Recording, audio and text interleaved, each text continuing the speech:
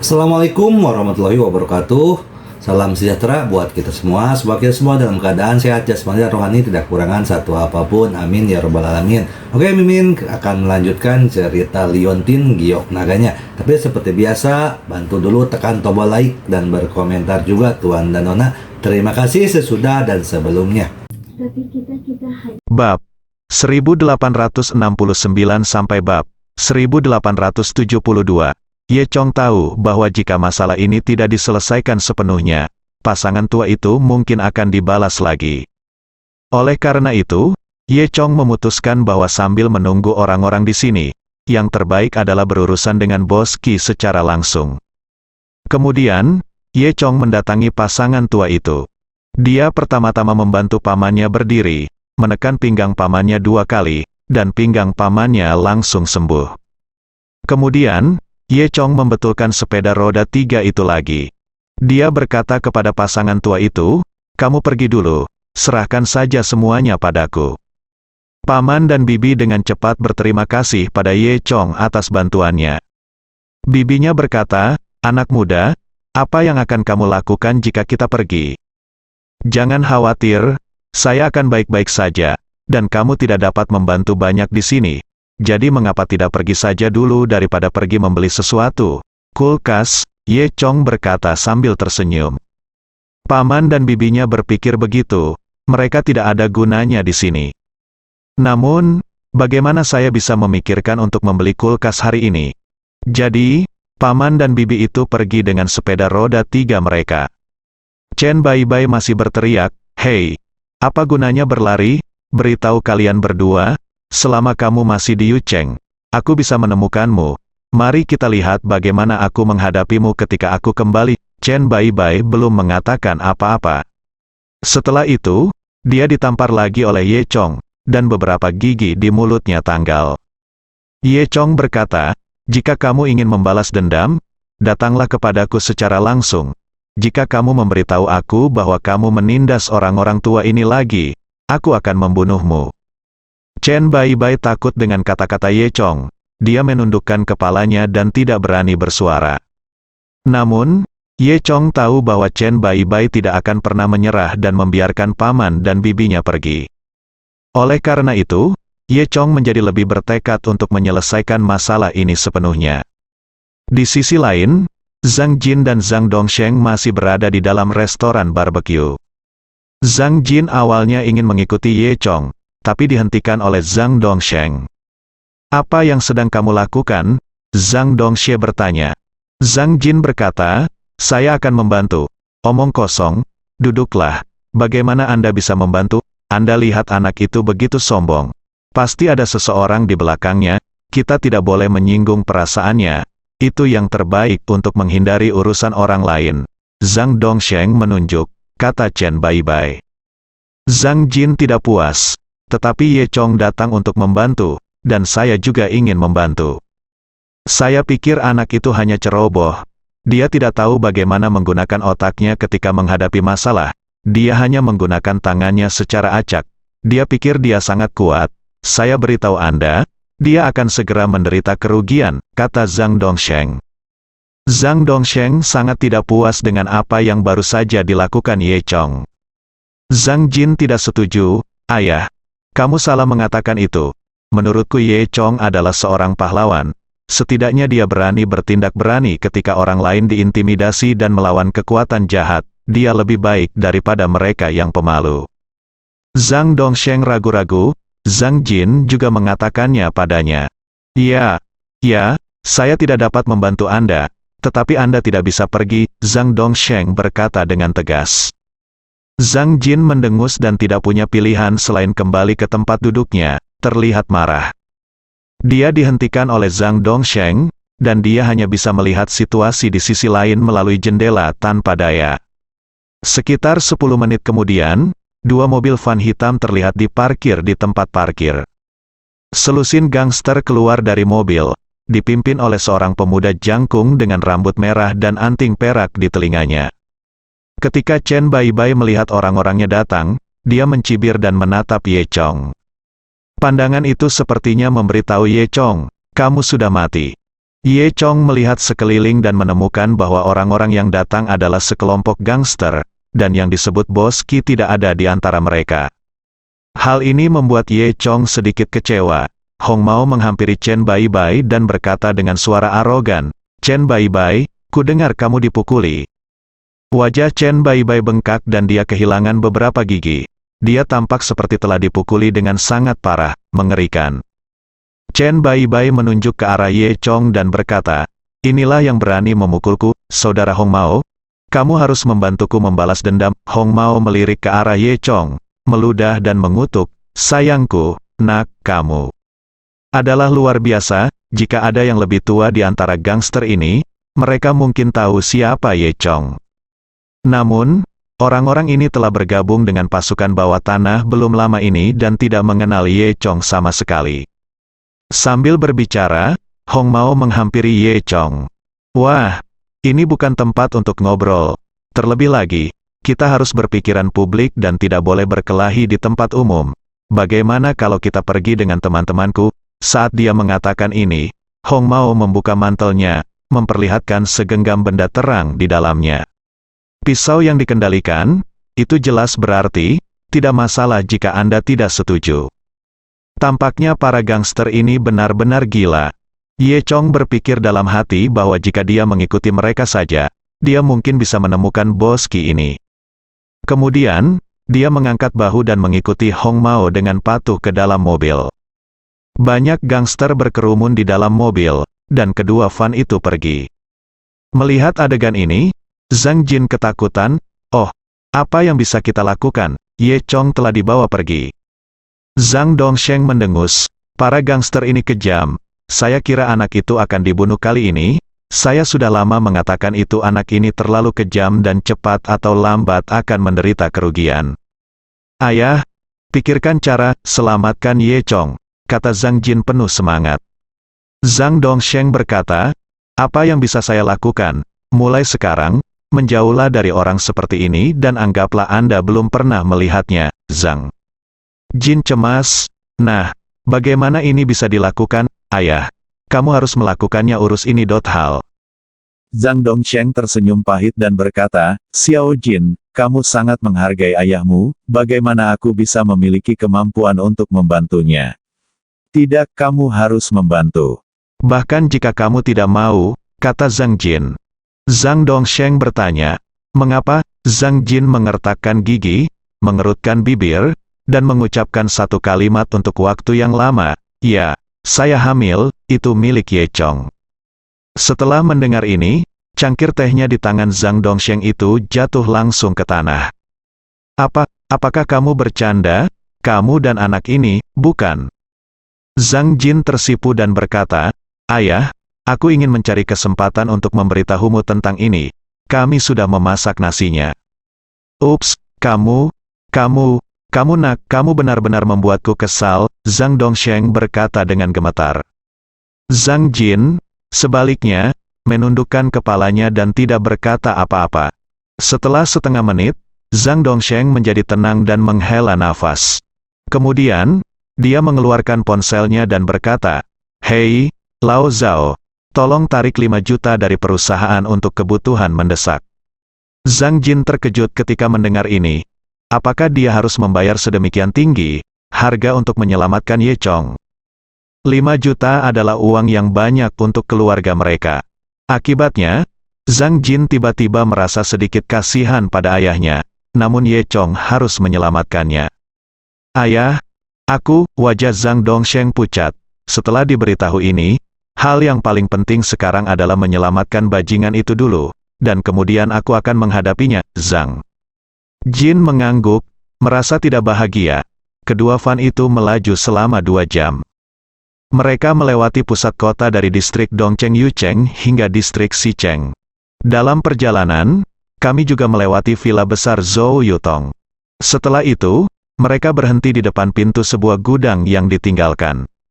Mereka mengantar Ye Chong masuk dan mengikat Ye Chong ke bangku kayu. Ye Chong sangat kooperatif selama proses berlangsung. Chen Baibai dan Hong Mao mengira Ye Chong takut, jadi mereka menjadi lebih picik. Hong Mao mengeluarkan pisau kendalinya dan melambaikannya di depan Ye Chong beberapa kali. "Nak, apakah kamu akan menjadi begitu sombong?" Ye Chong bertanya dengan tenang, "Di mana bosmu Qi?" "Cao, nak, apakah nama bos Qi juga milikmu? Kamu benar-benar mencari kematian." Hong Mao mengutuk.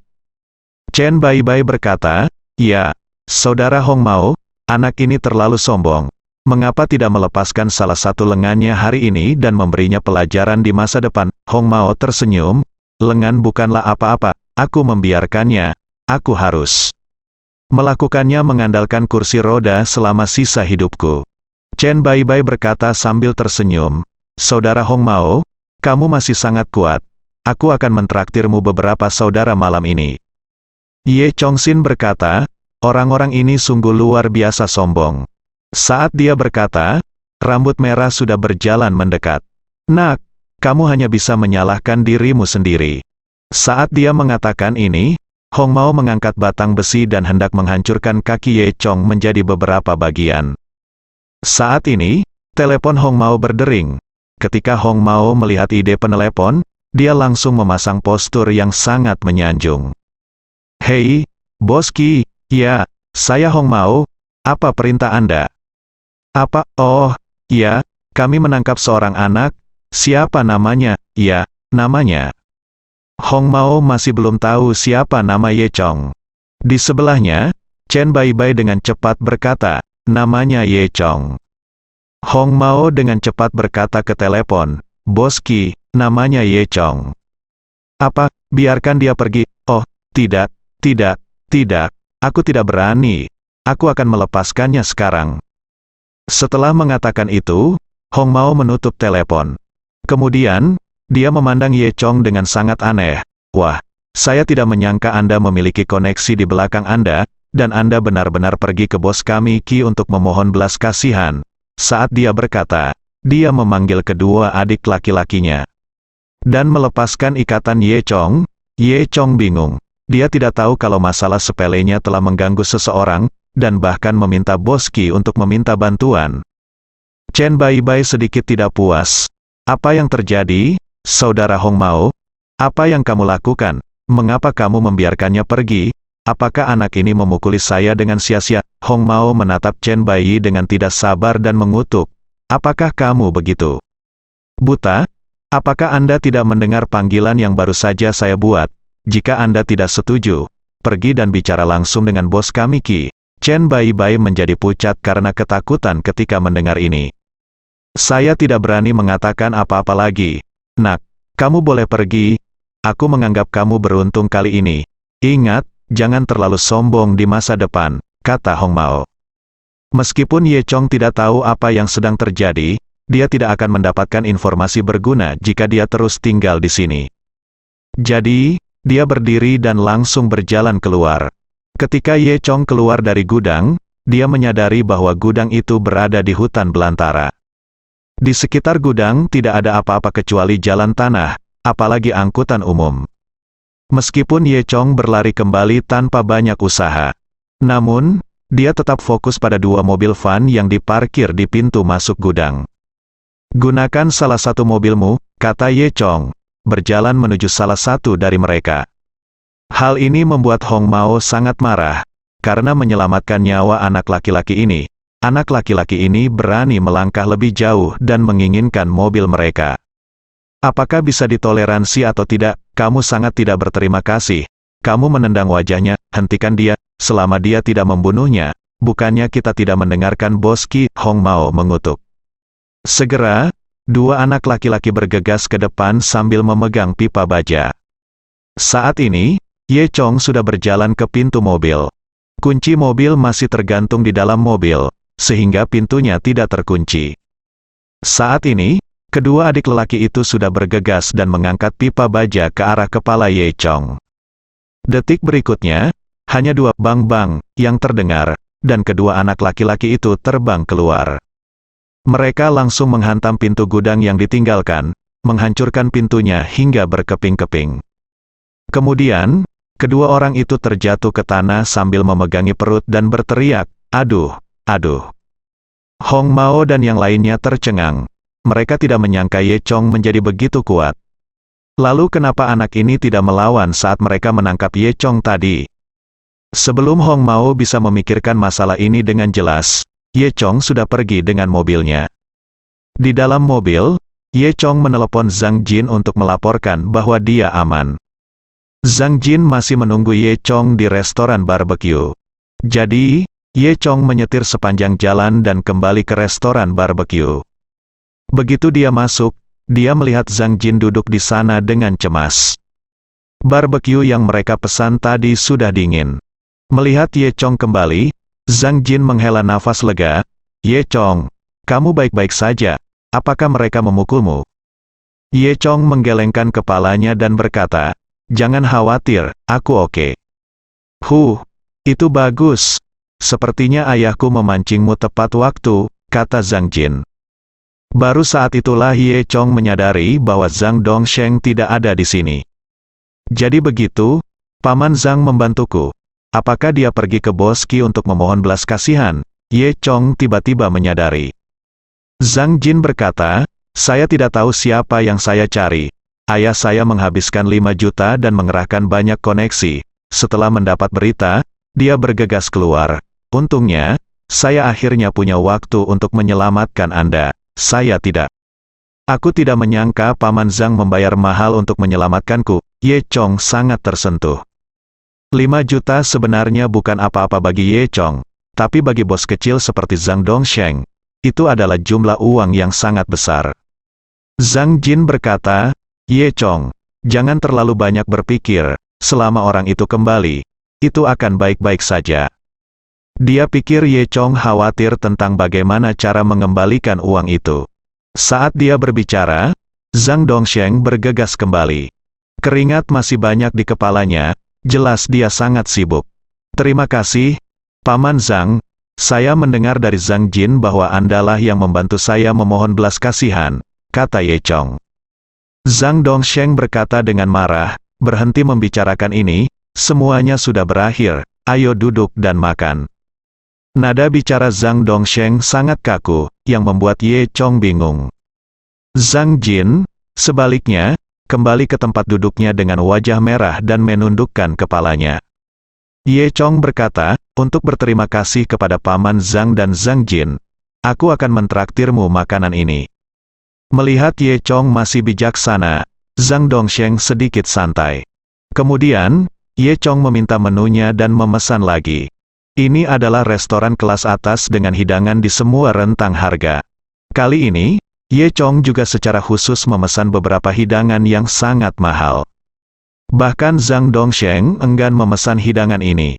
"Ye Chong, itu cukup. Ini terlalu mahal," kata Zhang Jin. Ye Chong tersenyum dan berkata, "Tidak apa-apa, saya masih mampu membeli beberapa hidangan. Ini terutama untuk berterima kasih." Zhang Dongsheng diam-diam menggelengkan kepalanya lagi. Dia muak dengan kemewahan Ye Chong. Di usia Ye Chong, bagaimana dia bisa mendapatkan uangnya sendiri? Apakah kamu tidak menghabiskan uang hasil jeripaya orang tuamu? Segera, hidangan disajikan kembali, dan mereka bertiga mulai makan dengan pikiran masing-masing. Sambil makan, Ye Chong berkata, "Paman Zhang, jangan khawatir. Saya akan mengembalikan 5 juta Anda ketika Anda kembali." Zhang Dongsheng mendengus dingin. Dia tidak percaya bahwa Ye Chong dapat membayar kembali 5 juta. "Tidak perlu, bersikaplah lebih baik pada Xiao Jin mulai sekarang." Ye Chong tidak mendengar arti tersembunyi dari kata-kata Zhang Dongsheng, dan berkata pada dirinya sendiri, "Tentu saja aku harus membayarnya kembali. Aku masih bisa membayar kembali 5 juta. Zhang Dongsheng mengerutkan kening. Anak muda, yang terbaik adalah bersikap pragmatis.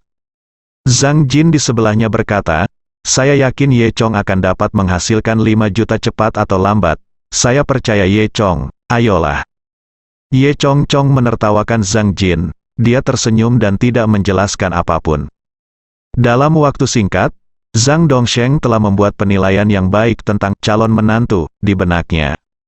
Dapat dikatakan bahwa dia sama sekali tidak puas dengan Ye Chong. Jika Ye Chong terus seperti ini, dia pasti akan menghancurkan kehidupan putrinya.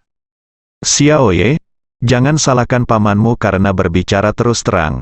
Tetapi kamu harus mengubah caramu di masa depan. Anak muda harus pragmatis, dan jangan menghabiskan uang secara boros. Selain itu, kamu harus memahami bahwa kekerasan tidak dapat menyelesaikan masalah apapun.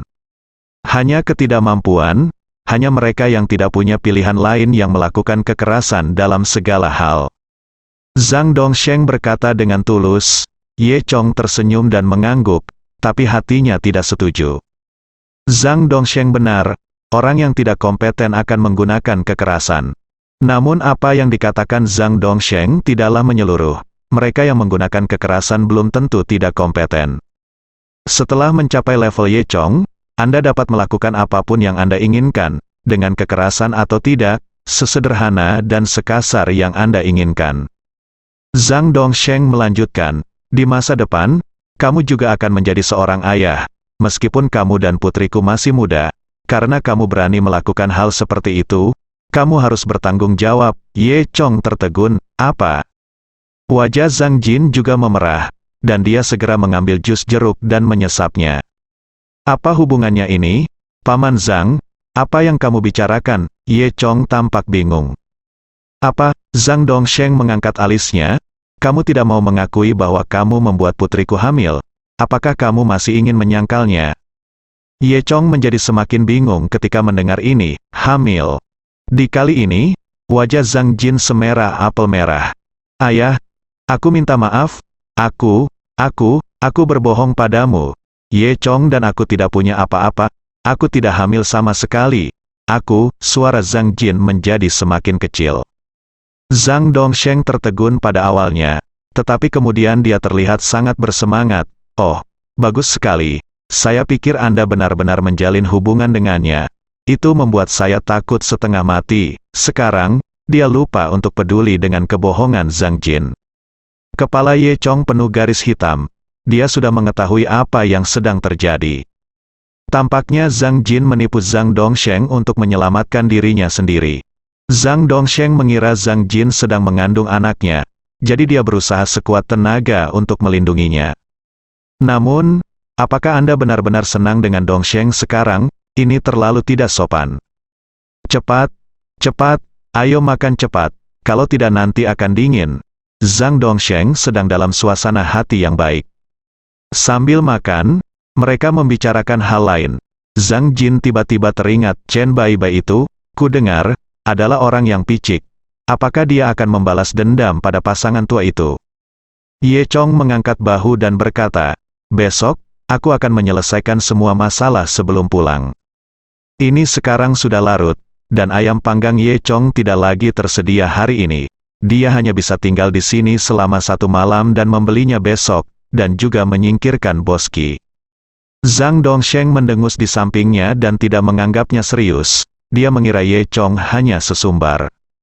Zhang Jin berkata, bagus sekali. Kemudian, dia berbalik untuk melihat Zhang Dongsheng. Ayah, bagaimana kalau kita berangkat sehari kemudian dan membawa Ye Chong kembali bersama kita besok? Zhang Dongsheng berkata, awalnya, kita harus tinggal di sini selama sehari. Temanku akan mengambil saya untuk menemuinya besok, secara individu, dan kemudian mari kita pulang. Zhang Jin tersenyum dan berkata, itu bagus. Sebenarnya, melalui teman inilah Zhang Dongsheng memohon kepada Boski. Besok adalah pesta ulang tahun Boski, dan teman Zhang Dongsheng ingin mengajak Zhang Dongsheng bersamanya, agar dia juga bisa bertemu Boski. Ini juga merupakan kesempatan bagus bagi Zhang Dongsheng. Setelah makan, ketiga orang itu meninggalkan restoran barbecue. Zhang Dongsheng meminta Zhang Jin masuk ke mobil terlebih dahulu, dan dia ingin mengatakan sesuatu kepada Ye Chong. Zhang Jin tidak banyak berpikir dan masuk ke dalam mobil sendirian. Setelah Zhang Jin pergi, Zhang Dongsheng menjadi sangat serius. Dia melihat punggung Zhang Jin dan berkata, Xiao Ye, aku dapat melihat bahwa putriku sangat baik padamu. Ye Chong terdiam, dan dia secara alami dapat merasakan bahwa Zhang Jin memiliki perasaan yang aneh padanya. Ye Chong menghela nafas, sepertinya pesonanya telah menyakitinya lagi. Zhang Dongsheng melanjutkan, namun, saya tidak ingin putri saya bersama pria seperti Anda. Saya Ye Chong tersenyum pahit di dalam hatinya, bertanya-tanya betapa menyedihkannya dia di mata Zhang Dongsheng. Zhang Dongsheng berkata kepada Ye Chong, "Saya tidak ingin putri saya menjadi kaya. Saya hanya ingin dia bahagia. Tapi saya rasa Anda tidak bisa memberikan ini padanya." Ye Chong tidak berbicara. Zhang Dongsheng melanjutkan, "Saya tidak membutuhkan 5 juta. Perlakukan saja itu sebagai hadiah untuk Anda. Tetapi Anda harus menjauh dari Zhang Jin di masa depan." Ye Chong menyentuh hidungnya dan berkata, "Saya mengerti." Setelah itu mengatakan itu, Ye Chong mengambil langkah maju, berjalan menuju posisi Zhang Jin. Agak membingungkan meninggalkan Zhang Dongsheng sendirian. Awalnya, Ye Chong ingin membawa mereka ke vilanya di Yucheng. Namun, Zhang Dongsheng sudah memesan hotel terlebih dahulu, jadi Ye Chong tidak punya pilihan selain menginap di hotel bersama mereka. Dongsheng ini sepertinya sengaja berusaha memisahkan Ye Chong dan putrinya. Dia memesan satu kamar untuk Ye Chong, yang jauh dari kamar tempat ayah dan anak perempuan mereka tinggal. Malam itu, Ye Chong melakukan penyelidikan rahasia melalui koneksi saluran kedua di Yucheng, dan dengan cepat menemukan informasi tentang Boski. Nama asli Boski adalah Qi Bencai. Dia memiliki latar belakang dunia bawah tanah dan menghasilkan banyak uang dari produk akuatik. Alasan kenapa dia bisa berkembang begitu cepat adalah karena dia adalah seorang pejuang. Selain itu, dikatakan bahwa dia memiliki hubungan dengan keluarga Zhou di Yucheng. Setelah memahami informasi ini, Ye Chong pergi tidur. Dia berencana memberi pelajaran pada Boski keesokan harinya. Tidak apa-apa jika orang bernama Qi patuh, tetapi jika dia tidak patuh, Ye Chong tidak akan peduli dan langsung menghancurkan pihak lain. Keesokan paginya, mereka bertiga sarapan di hotel. Zhang Dongsheng pergi. Dia akan bertemu orang penting hari ini. Tapi dia tidak bisa pergi dengan tangan kosong, dia juga harus membeli beberapa hadiah. Ye Chong tidak tahu bahwa Boski juga yang ditemui Zhang Dongsheng. Jika tidak, dia mungkin pergi bersama Zhang Dongsheng. Setelah Zhang Dongsheng pergi, Ye Chong dan Zhang Jin duduk di kamar mengobrol. Zhang Jin tiba-tiba menerima telepon dari stasiun TV. Penelepon mengatakan ada masalah dengan informasi pendaftaran kemarin dan Zhang Jin harus datang sendiri. Zhang Jin tidak punya pilihan selain setuju. Meskipun Ye Chong merasa aneh, dia tidak terlalu memikirkannya.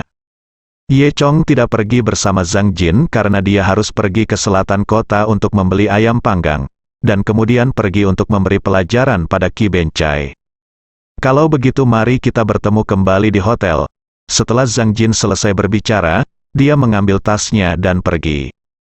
Melihat sudah hampir waktunya, Ye Chong pun berangkat dari hotel dan naik taksi ke selatan kota.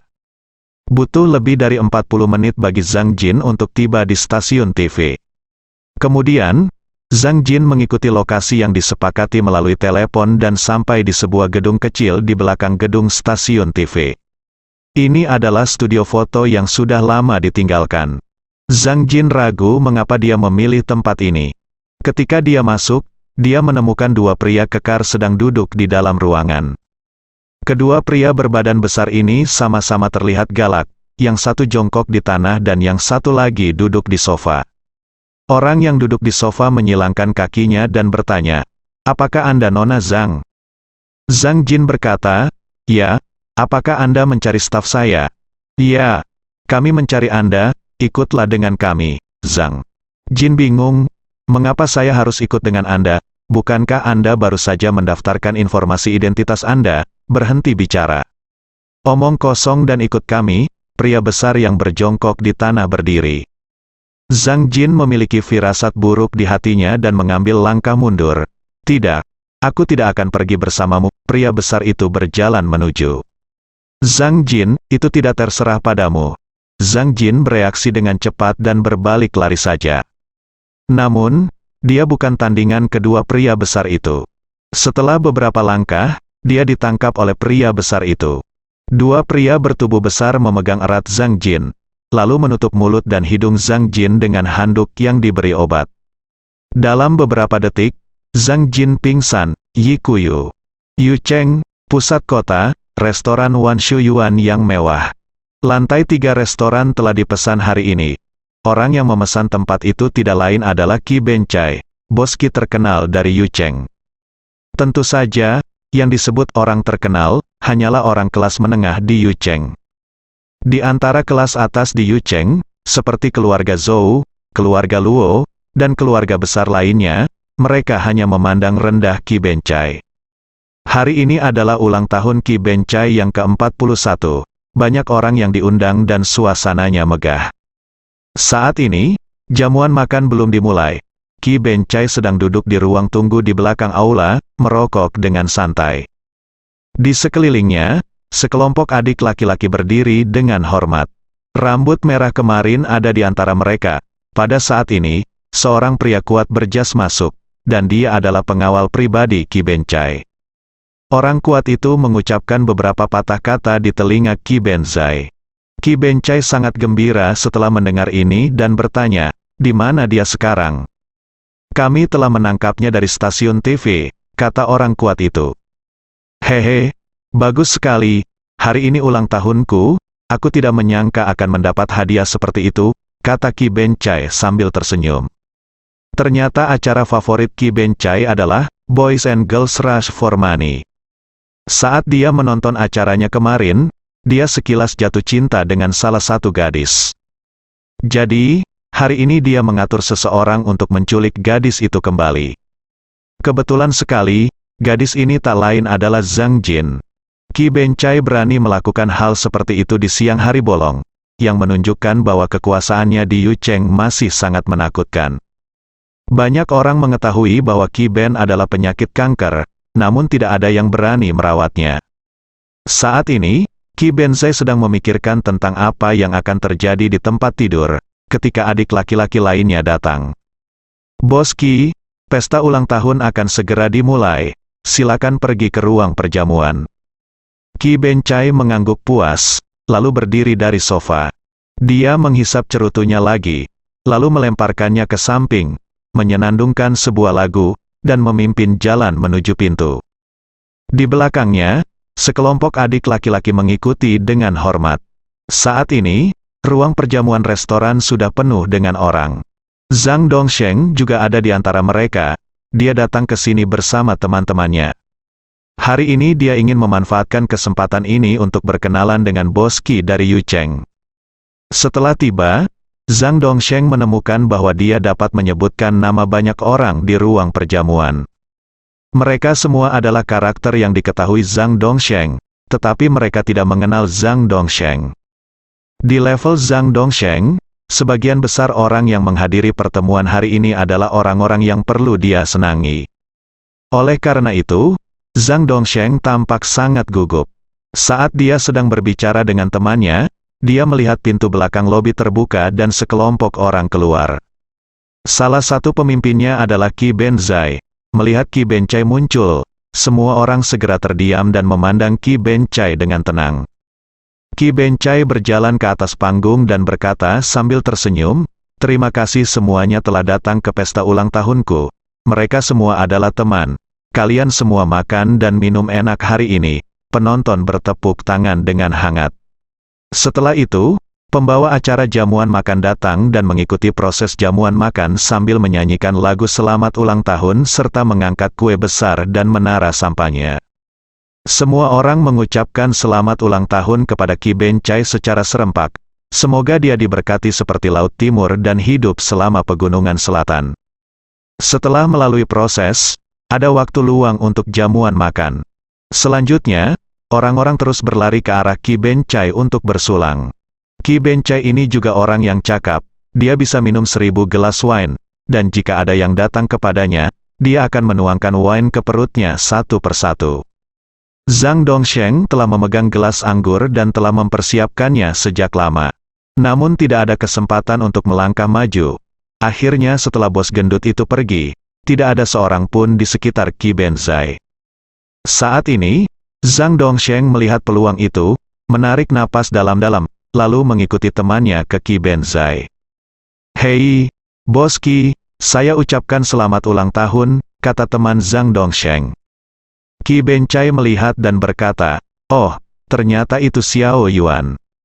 Xiao Yuan berkata, "Bos Qi, izinkan saya memperkenalkan kepada Anda, teman saya, yang meminta Anda untuk menyelamatkan orang kemarin. Anda dapat melakukannya dengan hanya satu kalimat. Baiklah, temanku, aku datang ke sini khusus untuk mengucapkan terima kasih. Meskipun dia tidak menyebutkan 5 juta, Qi Ben tahu apa maksudnya begitu dia mendengarnya. Dia melirik Zhang Dongsheng. Zhang Dongsheng juga mengambil kesempatan itu untuk mengatakan, Bos Qi, terima kasih banyak atas bantuan Anda. Saya berharap Anda sukses setiap tahun, kebahagiaan seperti Laut Timur, dan umur panjang sepanjang pegunungan Nanshan. Orang-orang Anda harus berhati-hati. Dan jangan berpura-pura menjadi kompetitif di Yucheng, tahu? Dia berkata kepada Zhang Dongsheng dengan nada merendahkan. Zhang Dongsheng mengangguk berulang kali, ya, saya tahu. Ngomong-ngomong, Bos Qi, saya dengar Anda paling suka minum teh. Kebetulan saya punya 2 kaleng teh sutra emas asli Mingnan di sana. Saya membawakannya untuk Anda. Ini dia. Jangan lupa mencicipinya saat waktunya tiba. Daun teh sutra emas sangat berharga, dan 2 kaleng bernilai sekitar 1 juta. Tentu saja, ini bukanlah sesuatu yang kebetulan dimiliki oleh Zhang Dongsheng, tetapi sesuatu yang telah dia persiapkan secara khusus hari ini. Zhang Dongsheng menunjukkan nilai hadiah yang Anda berikan tanpa meninggalkan jejak apapun. Ini benar-benar membuat Qi Bencai sangat bahagia. Dia berkata, Xiao Zhang, kamu adalah orang yang tahu bagaimana menyelesaikan sesuatu. Aku sangat memikirkanmu. Jika kamu membutuhkan sesuatu di masa depan, katakan saja padaku. Bersambung.